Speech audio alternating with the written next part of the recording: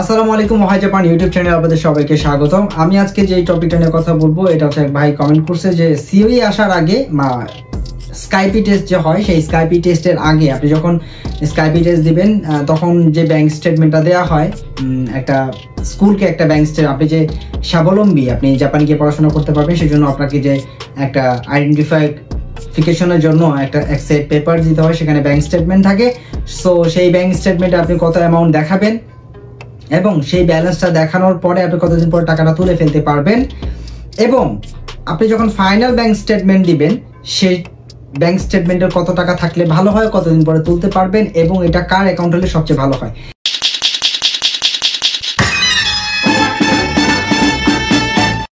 আমি এক কথায় বলবো যে সিওই আসার আগে যে স্টেপগুলো আছে এই স্টেপগুলো আহামরি তেমন কোনো কিছু কঠিন স্টেপ না। একদম স্কুলকে আপনি যদি একটু খুশি করতে পারেন তাহলে সর্বে আপনি পেপারসগুলো সবসময় অরিজিনাল পেপার সাবমিট করবেন। এবং ব্যাংক স্টেটমেন্ট আপনাকে জাপানে যেহেতু আপনার ল্যাঙ্গুয়েজ কোর্সটা 1.5 বছর বা 2 বছরে থাকে, সো আপনি চিন্তা করবেন যে আপনার 1.5 বছর বা 2 বছরে আপনাকে জানবেন যে কোর্সটা কত দিনের এবং সেই কোর্সের খরচ কত, পার ইয়ার খরচ কত। যদি ধরি আমি পার ইয়ার খরচ 10 লাখ, তাহলে 2 বছরে যাবে 20 লাখ ইয়েন, তাহলে সেটা বাংলাদেশ টাকায় কনভার্ট করলে প্রায় 14-15 লাখ টাকার মতো। এর সাথে আপনি এই 2 বছরে স্কুল জানে যে আপনি পার্ট টাইম চাকরি করবেন, কিন্তু মূল ফোকাসটা হচ্ছে যে স্কুল জানে যে আপনি পড়াশোনার জন্য যাচ্ছেন, আপনি পার্ট টাইমের জন্য যাচ্ছেন না। সো আপনার এই অ্যামাউন্টটা ফ্যামিলি আপনাকে বেয়ার করতে পারবে কিনা, এই টাকাটা আপনার আছে কিনা, এইটাই ভেরিফিকেশন নেওয়ার জন্য ব্যাংক স্টেটমেন্টটা নেওয়া। সো আপনার ব্যাংকে মোটামুটি 10 থেকে 12 লাখ 13 লাখ এরকম একটা অ্যামাউন্ট যদি দেখান তাহলে আর কোনো ধরনের সমস্যা হয় না। হ্যাঁ, 10 থেকে 12 লাখ, তবে 10 লাখটা একটু কম হয়ে যায়। হ্যাঁ, যদি সম্ভব হয় এটাকে আর একটু বাড়াইতে হবে, 12-13 লাখ 15 লাখ হইলে আরো সবচেয়ে ভালো হয়।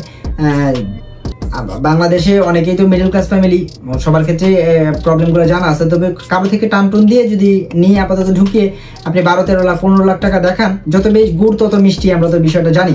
তো যদি ঢুকিয়ে এখানে মিনিমাম ব্যালেন্সটা দেখান, তো এটা দেখানোর পরে যে আপনি আর নর্মালি প্রতি মাসে তো মানে প্রতি সপ্তাহে তো আপনি ট্রানজাকশন করছেনই, 20,000 50,000 এরকম করে ট্রানজাকশন তো করছেনই, কিন্তু যখন আপনি ফিক্সিং ব্যালেন্সটা দেখাবেন ব্যালেন্স শিটে যে আপনার এখন 15 লাখ টাকা জমা আছে, হ্যাঁ, তো এইটা দেখানোর পরে আপনি স্কাইপি টেস্ট দিলেন, এই টাকাটা আপনি যেদিন স্টেটমেন্ট তুলবেন তারপরের দিন আপনি তুলে ফেলতে পারবেন, সেটা সমস্যা নেই। কারণ কোনো দেশের মানুষই কোনো দেশের ব্যাংকে, ধরেন এক দেশের মানুষ আরেক দেশের ব্যাংকে ফোন দিয়ে সেই ব্যাংকে তার ব্যালেন্স শিট কত আছে এটা জানতে পারে না।